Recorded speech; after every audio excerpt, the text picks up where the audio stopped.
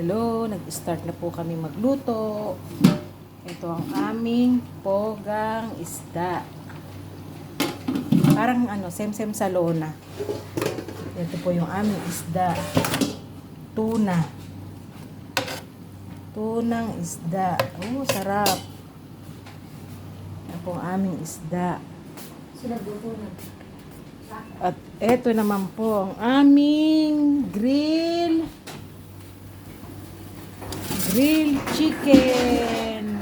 Yan po ang aming grilled chicken mandi. Ang paggawa po niya, pakukuluan nyo sa sibuyas, bawang, tsaka mga ingredients. Pakukuluan nyo po muna siya, tapos tsaka nyo siya i-oven.